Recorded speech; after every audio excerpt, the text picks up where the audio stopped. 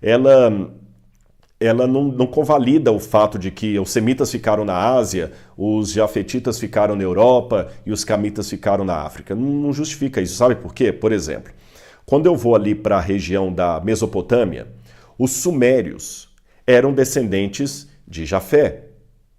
Os sumérios não eram semitas. Mas o povo de Elam, que depois domina a Suméria, era semita. Percebeu?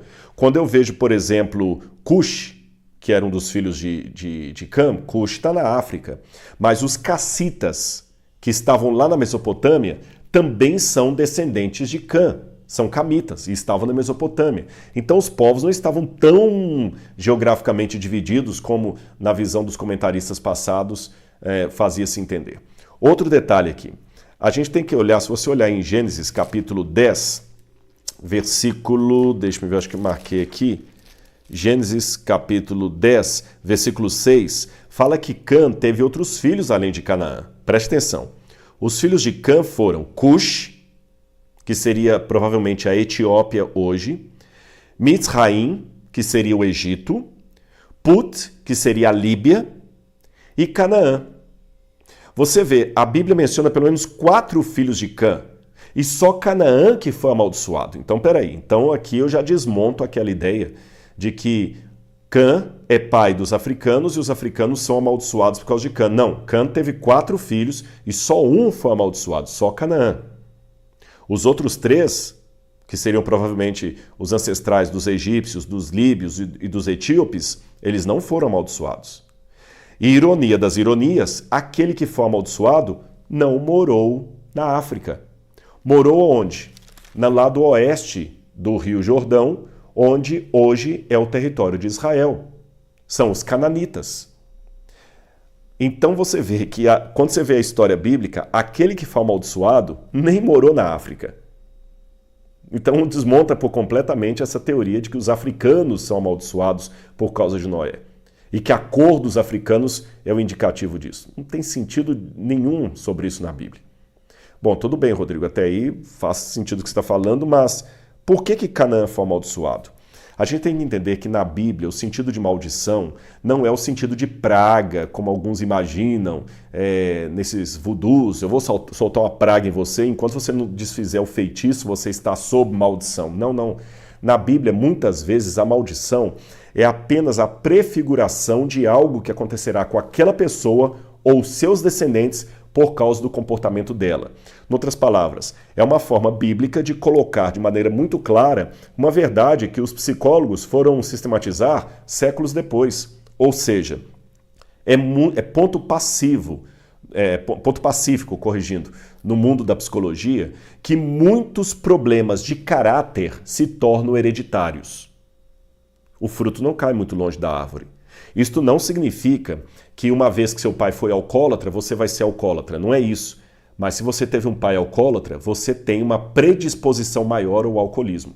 Tanto é que uma das terapias que eu até já recomendei aqui na internet, não porque eu seja psicólogo, mas porque eu aprendi com os especialistas, uma das formas de terapia muito interessantes é você desenhar a árvore genealógica da sua vida. Isso vai ajudar você a entender muito dos seus comportamentos. E às vezes a gente vê, eu que sou professor, quantas vezes, quando dava aula em ensino médio, em reunião de pais e mestres, você às vezes sabia quem que era o pai do fulano só pelo jeito dele andar perdido no corredor. Às vezes o filho realmente ele é um loser, um perdido, porque o pai é um perdido. Às vezes o pai não passou a ideia para ele de um líder e ele não se torna um líder. Às vezes uma menina também, ela é barraqueira, porque ela cresceu num universo que o pai e a mãe eram barraqueiros. Então isso acontece. Agora, a prova maior de que a tendência de um caráter ruim é apenas uma tendência e não um determinante final sobre o caráter dos filhos está no fato de que Cam tinha 4 filhos, mas apenas um foi amaldiçoado. E às vezes eu vejo isso pela psicologia em muitas famílias. Às vezes um pai cheio de problemas e uma mãe cheia de problemas, um lar totalmente complicado, todo mundo louco de bater panela, emocionalmente desajustado, neurastêmico, eu diria. Você vê, às vezes, 3 irmãos lá que não prestam e um que vence na vida. Você já viu isso aí? Claro. Às vezes você vê numa família de traficantes o menino que se torna de ouro, que não faz mal para ninguém, que não aceita aquilo ali.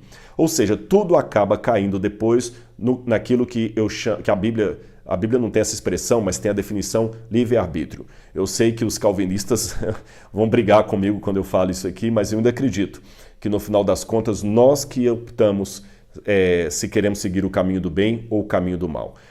A minha ancestralidade, a hereditariedade emocional dos meus pais podem trazer sobre mim propensões muito ruins. Eu sei disso porque eu trago algumas propensões ruins que eu herdei dos meus ancestrais. Mas isso não significa que eu seja obrigado a me tornar a personagem do papel que o outro escreveu para mim. Agora, quando o filho repete os atos do pai, você vê realmente o mau caratismo perpetuando de geração em geração, como os psicólogos têm mostrado. E é isto que a maldição bíblica diz. Olha, você está sendo assim, que pena, porque os seus filhos terão a tendência a imitar o seu caráter. E provavelmente Canaã já fosse nascido, já foi se afeiçoando mais ao pai, talvez, isso aqui eu não posso afirmar, talvez ele participou de alguma forma do que o pai fez e os outros irmãos não. Por isso Canaã foi amaldiçoado, ou seja, você vai, infelizmente, repetir os erros do seu pai. E foi isso que aconteceu, porque, como eu falei, os cananitas ou cananeus não habitaram a África, eles habitaram justamente a região oeste do Rio Jordão, entre o mar Mediterrâneo e a região oeste. Apenas uma faixa ali que ficava para os filisteus. E aqueles povos que se estabeleceram ali, que a Bíblia chama de cananeus, por isso que a região se chama Canaã, eram povos que eram depravados, muitos deles, faziam sacrifício humano, sacrifício de crianças, orgias no culto, idolatria, selvageria, violência. Foram esses povos que resistiram a Josué e os hebreus quando eles voltaram para Canaã para reabitar as terras que Abraão, Isaac e Jacó haviam adquirido legalmente. E Josué acabou conquistando o território desse povo, e esse povo então teve que se sujeitar a Josué. Então a profecia que diz assim, bendito seja o Deus de Sem, e Canaã lhe será servo, isso aqui se cumpriu de que maneira?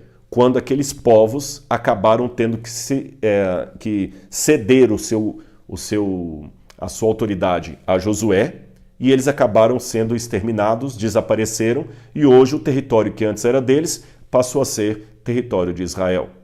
Quando fala que Jafé habite as tendas de Sem, é porque muitos jafetitas também estavam morando ali em Canaã, tá bom? E Canaã lhe seja servo. Quando você tem lá, por exemplo, Sodoma e Gomorra, que era uma cidade cananita. Quando vieram os reis da Mesopotâmia, na guerra de 4 reis contra 5, Sodoma e Gomorra acabaram sendo escravos daqueles que os conquistaram. Então é nessa situação ali de Canaã que esta profecia, digamos assim, se cumpre, e não na escravidão dos negros africanos. Percebeu? Eu espero que isto aqui tenha esclarecido o texto para você e ajudado a ver que realmente existem algumas interpretações